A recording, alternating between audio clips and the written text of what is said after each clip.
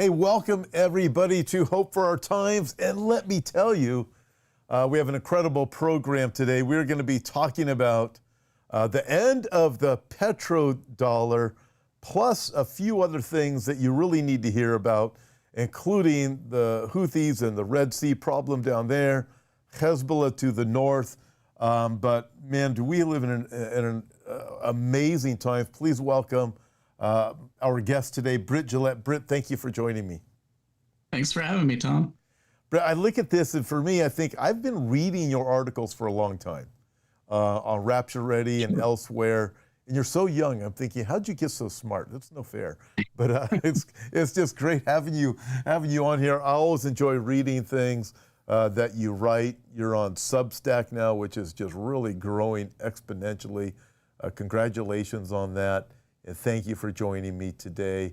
And Britt, do you have anything you want to say before we get going? I'm going to start off at the end of the petrodollar, if that's okay. Yeah, let's dive right in and talk about it. All right, let's roll, everybody. And by the way, Britt is on Substack. You can check that out. You see that in your description. You're going to be really blessed to go to his Substack. So check it out. We have the link there. Okay, Britt, end of petrodollar. I read about this threat coming from Saudi Arabia a couple of weeks back. I talked a little bit about it on a Sunday night when the news first started coming out. What's going on, and where can this lead to? I know that's loaded, and let's take it. Sure. Well, to really understand it, you have to go back in time to really World War II, when they had something called the Bretton Woods Agreement. And that basically was the United States had most of the world's gold at that point in time.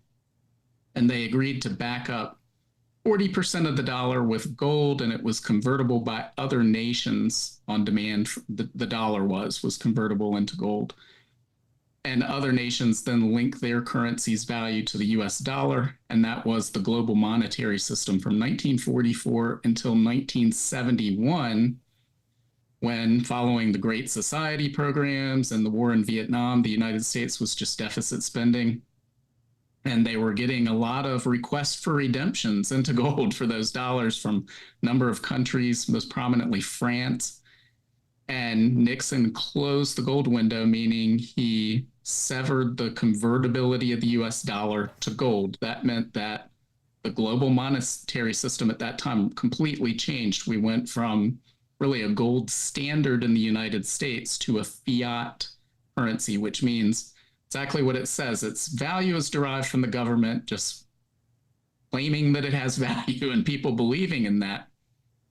Unsurprisingly, if you lived in the 1970s, you saw a bunch of inflation as a result of that, because when you print more currency units and they're chasing the same number of goods and services, you see the price of those goods and services go up. We're all aware of how that works the last few years, as we've seen something similar happen. But in order to keep the dollar from simply completely collapsing into hyperinflation in the 1970s, the Nixon administration negotiated something which is called the petrodollar agreement in 1974. And essentially that agreement said the United States will militarily agree to defend the Saudi royal family. We will protect the Kingdom of Saudi Arabia. And in exchange, Saudi Arabia will agree to only accept US dollars in exchange for its oil. And then it would then take those dollars and buy U.S. treasuries, U.S. debt with those dollars. And that underpinned global demand for the U.S. dollar and for U.S. debt from 1974 up until the present day. And so all of OPEC eventually agreed to do the same thing. Now, when we had news come out that this, agreement hadn't been renewed, there was a lot of criticism and a lot of, I believe, government propaganda going out saying, well, there was never any agreement. And of course, there was never an official, say, treaty that was confirmed by the Senate and signed by the president. But this was more of a behind closed doors deal. But we can see that it's reality by what happened on the ground. Well, oil was only traded for dollars, and now we're seeing that it is not being exclusively traded for dollars. And so that demand for oil, which every country in the nation needs, required other nations, other companies, other individuals to go out and acquire dollars in exchange for oil. Now that's not necessarily the case. And so as we see use of the US dollar begin to fade away, we will see other currencies being used for this oil. We'll see demand drop for the US dollar.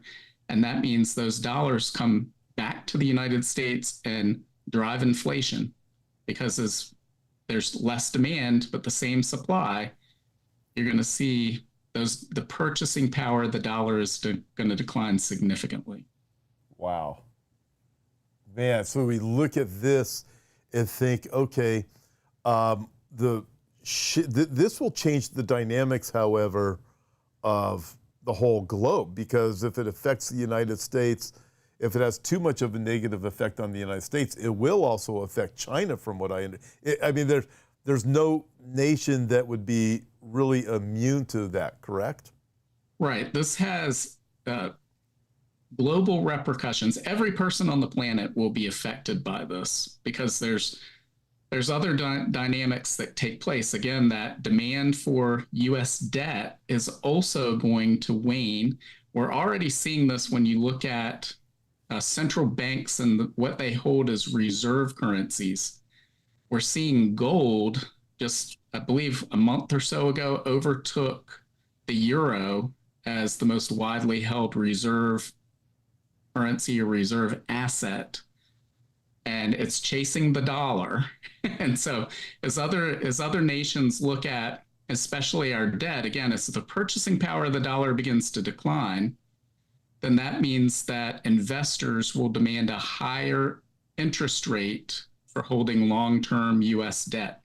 That's something that the Fed can't control. When people hear about the Federal Reserve set interest rates, that's really short-term interest rates. It's not long-term interest rates, which drives mortgage interest rates, and it directly impacts the national debt and the interest that's paid, which is over $1 trillion a year at this point. And so at some point, as these interest rates go up and demand for U.S. debt goes away, it requires the Federal Reserve to either allow the United States to default or to go out and print dollars to buy that debt back to suppress the interest rates, which then leads to massive inflation and a loss of purchasing power. And the U.S. debt market is the largest debt market in the world, largest, most liquid debt market in the world. It underpins almost every financial transaction on Earth. So again, yes, this impacts everyone on the Earth. No country will be immune for this. We're all interconnected at this point through trade and the international supply chain. So this is going to have a major impact, and it really means ultimately waning power and influence of the United States.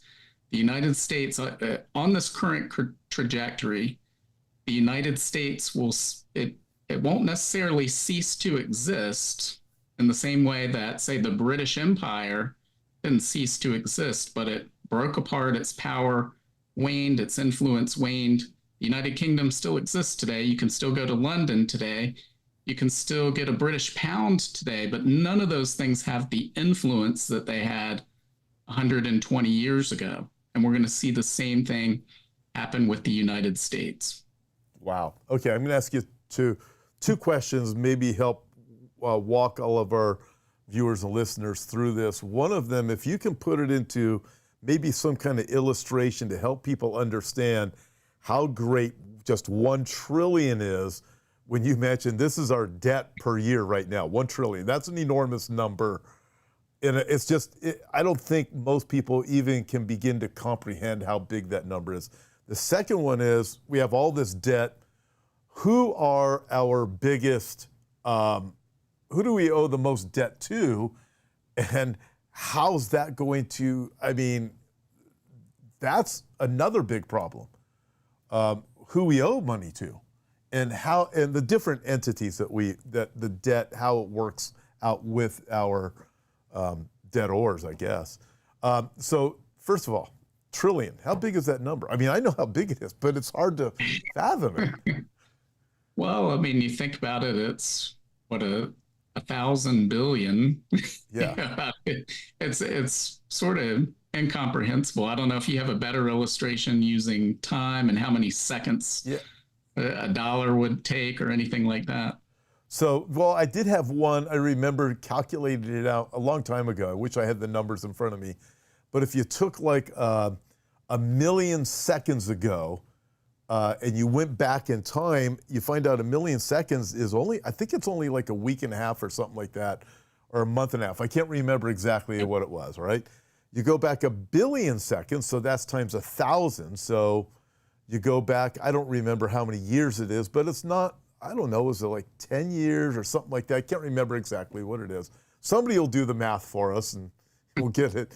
But if you go back 1 trillion seconds, you come out to something like 15,000 BC or something like that. It's a crazy number. It predates Adam and Eve. Okay, 1 million seconds ago is 11 days. That's a week and a half, all right? And maybe they'll calculate for us whatever a billion seconds ago is. I think we're going to get that in just a second to help people put this together. So 1 million seconds ago is 11 days. I tell you what, while they're working on a billion seconds ago and 1 trillion seconds ago, why don't you talk through the debt that we owe, who we owe these things to, and why this is such an enormous problem? Well, it's owed to various really individuals and entities, governments all around the world, as well as domestically. But it really doesn't matter, because what can't be paid back will not be paid back. And so as we talked about before, this is going to affect every man, woman, and child on the face of the planet, because the debt will be defaulted on. Now, the question is, we've already seen this default since 1971 with the purchasing power of the dollar eroding. So that's not technically a default, but the U.S. is paying back its debt obligations with devalued dollars.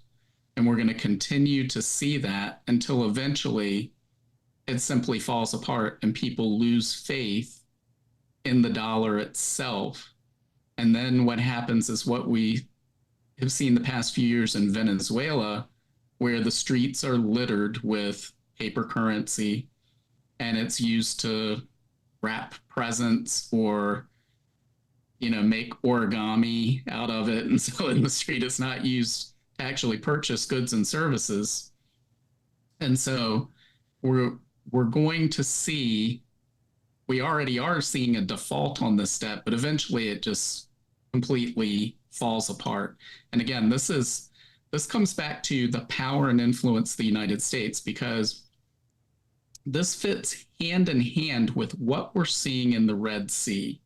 These two aren't mutually exclusive. They fit together like a hand in a glove. So the United States, having the world's reserve currency, being able to print for the last 50 years, they could print dollars to purchase oil being the energy in total being the most important input on the planet as far as economic activity. There's a direct correlation between energy used and economic activity.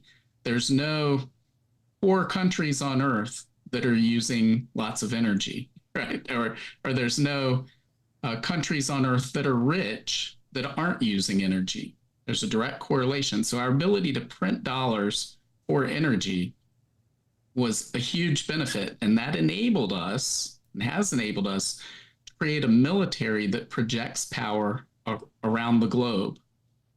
And in part, what made the US dollar the dominant trade currency, the world's reserve currency, was that we used that military to open up the world's waterways and make sure they're freely navigable for international trade. And so these two things fit together and, and prop each other up. But now we are seeing that that is no longer the case. It's not a matter of, has this happened? What's happening? But if we go back to December of 2023, we see the United States launched what was called Operation Prosperity Guardian, which was with a US-led coalition with several other nations to open up the Red Sea and ensure the free navigation of the Red Sea. That has failed. We're over 6 months past that point in time, and the Houthis continue to assault more ships in the Red Sea than they were back in December when that operation was launched. The United States has expended over $1 billion in munitions alone. That doesn't include the operational cost for sending naval assets over to the Red Sea. And yet traffic, so the Red Sea Suez Canal corridor is responsible for anywhere from 10 to 15% of the world's trade, and 90% of that trade has disappeared since December. Wow. So think about the impact of that. Now that trade's being rerouted around the Cape of Good Hope, but at great expense. It's using, it's a logistical nightmare for shipping companies because it takes extra time to travel, which means those vessels aren't available to run a new route as soon as they otherwise would have been. And so this is sending a huge message to anyone that would align themselves with the United States. They're no longer capable of doing this because it's only certain countries, Russia, China, and a lot of the BRICS nations, they aren't having a problem navigating the Red Sea. It's the United States and its allies. And we hear in the news media, well, the Houthis, they claim they're doing this in response to Israel and Israel's response to Hamas. But that just doesn't add up with what's happening on the ground because the ships they're hitting and sinking oftentimes have nothing to do with Israel or even the United States. They're just attacking these ships, and they've managed to completely shut down the Red Sea. And it's exposed that the United States conventional military deterrent is no longer in effect. And we've really seen the way warfare has changed based on the war in Ukraine. It's a drone-dominated world right now. So outside of nuclear weapons and the nuclear deterrent, there's no deterrent that the United States military has against potential enemies because, again, while the Houthis are backed by Iran, Iran is still not considered a power on par with China or Russia. And yet the Houthi rebels have challenged the United States and they have won. They've won. Well, I'm going to ask you, is there anything short of, if the U.S. wants to deal with this problem, of just doing absolutely something devastating to the Houthis that would bring, my mind can go to various places, but I look, if they're going to stop it from happening, I want to ask you that in a second. But two things real quick. One of them is, how long ago was 1 trillion seconds? Well, 1 million seconds, 11 days ago. 1 billion seconds is 31 and a half years ago. 1 trillion seconds is 31,000 BC. So that lets us know how enormous the number of 1 trillion really is. It's just like something that we didn't really, it was in our vocabulary, but we didn't really use it until we started watching our government several years ago start with this unbelievable debt. Okay, and then also, Britt, for people to connect with you, you have Substack. What would be the best way to connect with you? And also fill us in a little bit on your Substack. Then I'm going to ask you, what do you think the U.S. is going to do to the Houthis? And we're looking at really enormous weapons being used. But anyways, take it away. First of all, the best place to get in touch with me is the Substack. It's brittgillette.substack.com. You go directly there. You can find my latest videos, anything that I've written. There's a notes section where I post on a daily basis just short form thoughts or articles or videos that I'm looking at. And then I'm on YouTube, I'm on Rumble, I'm on Odyssey with videos, but again, all of those things you can find just by going to the Substack at brittgillette.substack.com. Great. Thank you so much. Sure. Okay. For the U.S. to stop this, because it is a ridiculous amount of money, and they're still losing, you have the drone warfare, which is really, maybe that's the weapon of World War III, or whatever. You start looking at this. What solution do you see to the Houthi problem? So the only way they could stop this now would be a ground invasion of Yemen and, carpet bombing destruction, real all-out war, which the United States really hasn't fought since World War II. We've always put these different restrictions on where we could attack, who we could attack, under what circumstances. So that, with conventional weapons, that's the only way we could take out this threat. It would be at great expense, and the world would cry out against it. I believe the only way that they could, outside of that, would be to become the dominant leader in drone swarm technology, which we just don't see yet. We don't see them deploying that. We know that they're working toward that. The Department of Defense announced last summer that something called the Replicator Initiative, where they wanted to be able to deploy hundreds of air-based, land-based, and sea-based drones simultaneously.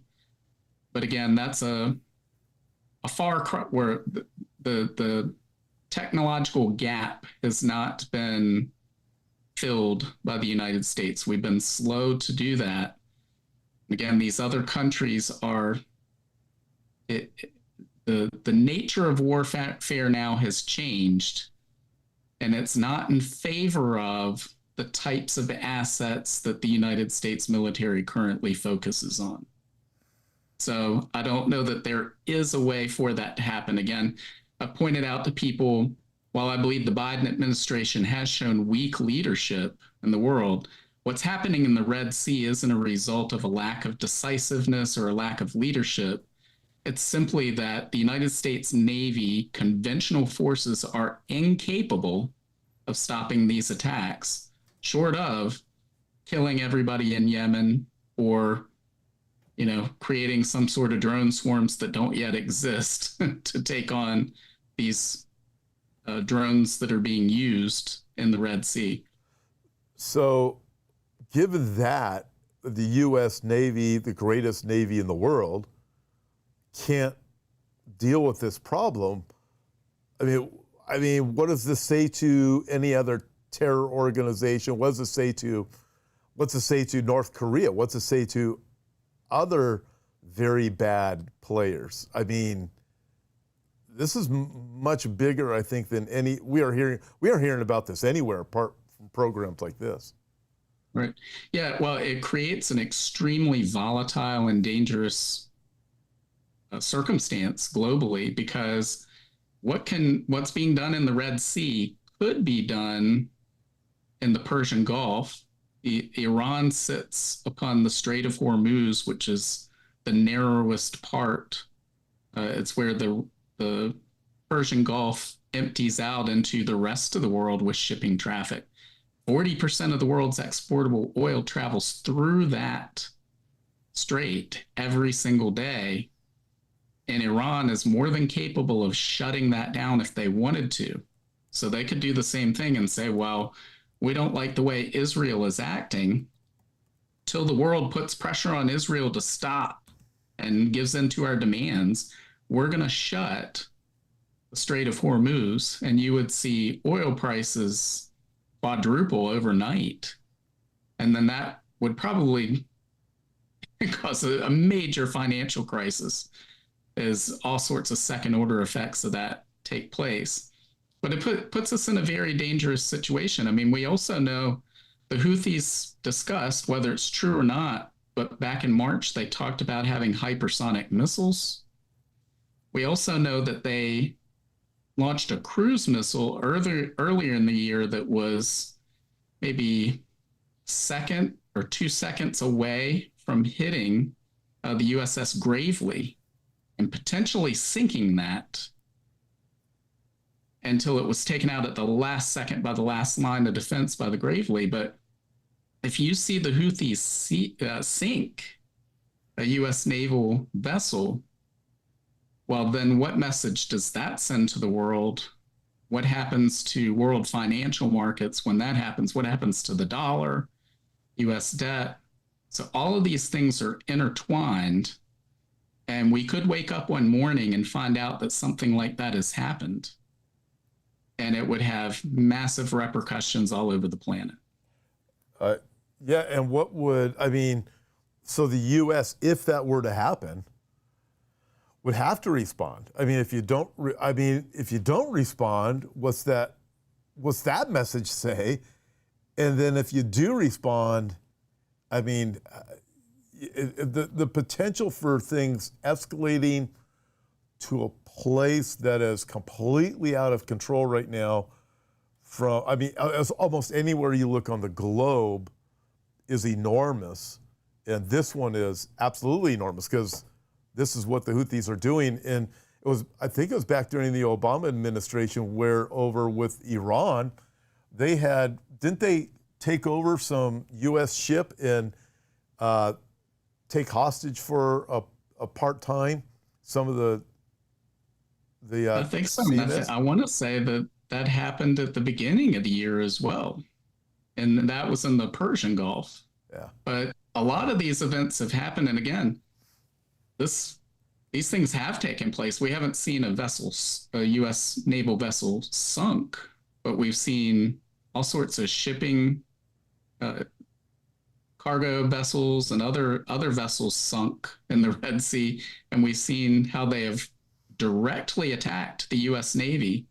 And yet we have responded, but that response has not had the desired outcome that the United States would want, because the U.S. military conventional capability is obsolete at this point. It's similar to, we had the best horse-mounted cavalry, and it's the end of World War I, right? It's not that technology is obsolete now. It may still be the best cavalry in the world, but it doesn't stand a chance against machine guns and tanks.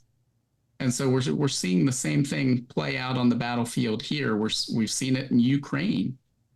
We've seen almost all the conventional weapon systems that have gone into Ukraine are being taken out by drones. And those drones are evolving on a nearly everyday basis, becoming more sophisticated, operating in greater groups. I don't believe yet it's necessarily swarms. A lot of times they'll have what they call a mothership drone that controls the other drones around it versus a decentralized swarm where you can't take out one particular drone and then take out the rest.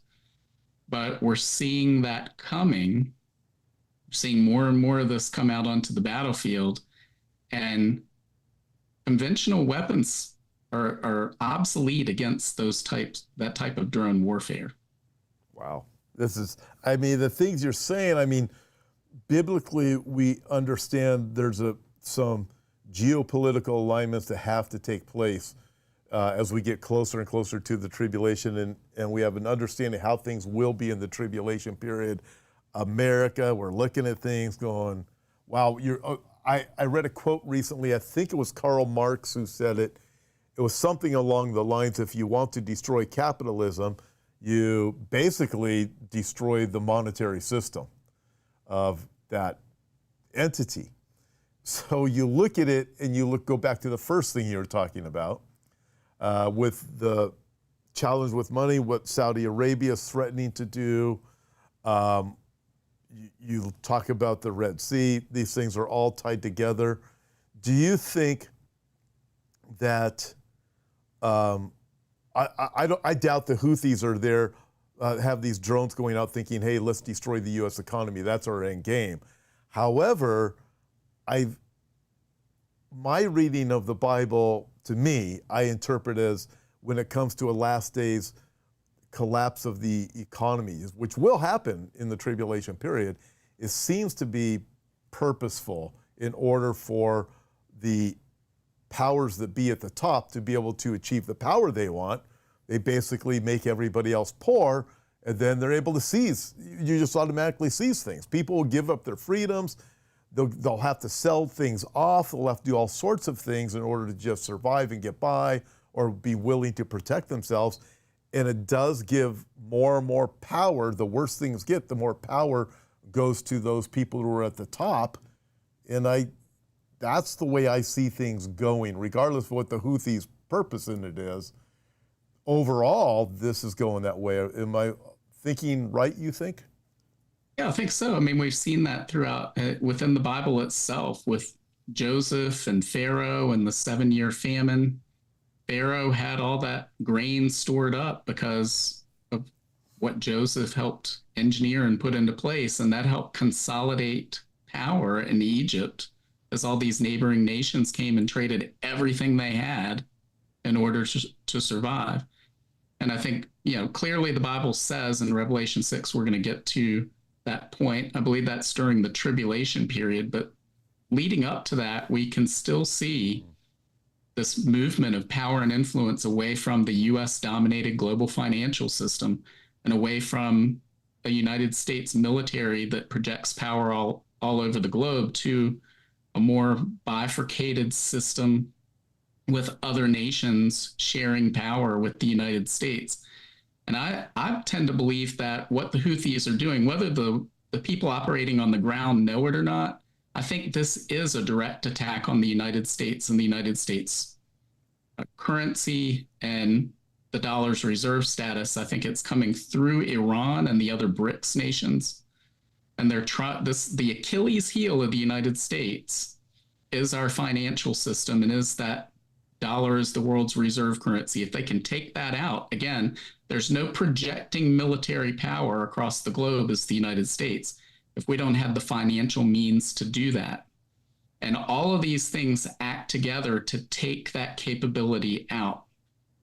So, for instance, if you can no longer print dollars, eventually we may get to a point where they say we won't accept dollars for oil. We'll only accept some other currency or maybe even gold, whatever it may be. But that ability of the United States to print dollars for oil gives us the ability to project that power across the globe. And again, we're seeing that go away. Most people I've heard a lot in the last few years about, we're completely energy independent in the United States. That is not true. There's a lot more nuance to that, and what type of oil we're producing, how much longer we have of that, under what circumstances. We still import a tremendous amount of oil. And so this is a big deal, the end of the petrodollar and the end of this agreement. It means the end of the United States as the dominant, undisputed global superpower. And that's what the Bible tells us would happen. There's no mention when we read the end times events in the Bible of the United States. In fact, in Ezekiel 38 and 39, we read that no one comes to Israel's defense. And that could be that the United States has changed its mind, has a new administration that's not favorable toward Israel. But it could also be that the United States does not have the ability or the capability to come to Israel's aid and defense. And when you look at all the things that are happening, I think we're getting very close to that point in time. Ultimately, I think the rapture of the church will be the final nail in the coffin that will, if all of these other events haven't fully played out, that will instantaneously trigger those. We would see a collapse of the US dollar, the US financial system. All of those things take place in very short order after the rapture of the church. Wow. I mean, just thinking of all these different dynamics and we look at America, apart from a miracle from the Lord, I look and go, doesn't look good. But biblically, we do know it's going to play out like you said. And also, again, when I just think of what's going on with the Red Sea and the Houthis, this empowers any rogue leader. Say, hey, U.S. is in deep trouble, and they can all add just another problem for America just by doing what the Houthis are doing. So look at this and go, okay. I mean, there's a lot there, a lot to think about. I'm going to ask you, I got one more question for you. It's kind of a big one. But before we go there, I want to ask y'all, please, if you would like, subscribe, and share. Listen, we need to get the truth out. The people would wake up, and really, it's a way you can do your part is just by doing those things, sharing this. It does get the word out, and also going over to Britt's, to a Substack, but it helps us to be able to get the truth out there, that people would wake up and say, hey, these things are really going on. Okay, so thank you, everybody, for doing that. Really appreciate it. All right, Britt, Hezbollah. I look and go, the problem in the northern part of Israel is a much bigger deal than what's going on in Gaza. Can you work some of your thoughts out on this? Yeah, well, when you look at Hezbollah, that is what people call the crown jewel of Iran's proxy forces. They're much better trained, better funded, more heavily armed than Hamas. So when we look at the devastation that's been wrought since October 7th, we would expect much greater in an all-out war between Hezbollah and Israel. Hezbollah is estimated to have over 150,000 rockets that can reach fairly far into Israel. Many believe they could overwhelm Israel's missile defense in the event of an all-out war. So it's a very serious potential engagement that we could see between Israel and Hezbollah. We had traded an article earlier today on last week. The U.S. Embassy in Beirut warned U.S. citizens to not travel to Lebanon. And I wrote the quote down that said, but due to possible sudden outbreaks of violence and armed conflict. So I don't know what sort of intelligence they're receiving. It doesn't necessarily mean that war is imminent, but it means they think the probability of that is high right now. And we've talked before, and I believe that it's inevitable. It's just a question of when, because there are over 100,000 residents who have been relocated from their homes in northern Israel for months now due to the constant barrage of attacks from Hezbollah over the border. Is that something that Israel can continue indefinitely? And again, if they give in to that, what happens when the attacks move in further? You evacuate all those citizens. At some point, you have to restore order and get those people back to their homes. And so I think that we're going to see an engagement sooner rather than later for that reason alone, because the Hezbollah needs to be pushed back. I believe it's, UN Resolution 1701 that says they can't go south of the Litani River, yet they are. So they're in violation of that UN resolution. So I believe very firmly we're going to see Israel work to at least try to push Hezbollah back. Again, this goes into an all-out war. Then all bets are off. I don't know. Again, we talked about, but the United States hasn't really engaged in an all-out war since World War II, where it means anything goes, we need to win, no matter what the cost, no matter what people say about us. And Israel hasn't been in a conflict like that in a while either, where it doesn't matter what anybody says about us, our survival is at stake. We're going to do what needs to be done. And I think we're getting very close to that point in time where the gloves come off, and it's a matter of national survival for Israel, because you can't have society. You cease to exist as a nation state if people are permanently relocated, and they can be permanently relocated by these attacks. And so it's a existential threat to Israel they need to respond to, and I believe they will. And the Bible tells us that once God brought the nation of Israel back into the land, they are never again to be uprooted. So there's a lot of commentary out there that says Israel couldn't survive such a war. The Bible tells us the exact opposite. Well, that's hopeful. Because we know, I was thinking of Amos also just before you said it, Israel will never be uprooted again once they're back. And we know they're going to be victorious. But you've talked about so many things. I know some of these things are hard for people to hear, but at the same time, the Bible, when Jesus gave us the signs of the Olivet Discourse and the other signs that we have in both the Old and New Testament, which are really events. Listen, they were what would you call them? Alarming. They're troubling signs.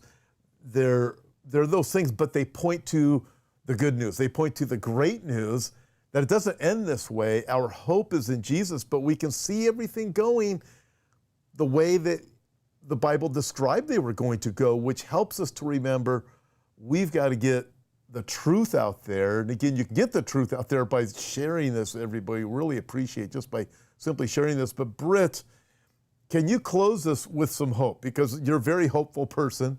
That's how you're able to smile. I love reading everything that you write. I thank you so much for being on here today. But what would you say with all of these things going on to give us all some hope? Well, I would say, the Bible tells us not to fear. You mentioned Matthew 24 just now. Jesus said, don't panic, right? Early on, we're not to be troubled. Jesus is in control. He's already won the victory. He achieved victory on the cross. And that's our hope, guys, is no matter what we see going on in the world, yes, it's terrible what's happening in the world, but we live in a fallen world.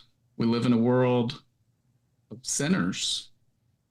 And we're all sinners. We were all born sinners. This means we've fallen short of God's mark of perfection. And the Bible says the wages of sin is death. So all of that sounds bad. But the good news is, while we were still sinners, Jesus came to earth. He lived a perfect, sinless life. And he died on the cross. He shed his blood as forgiveness for our sins so that we could have eternal life, so that we could be reconciled with God.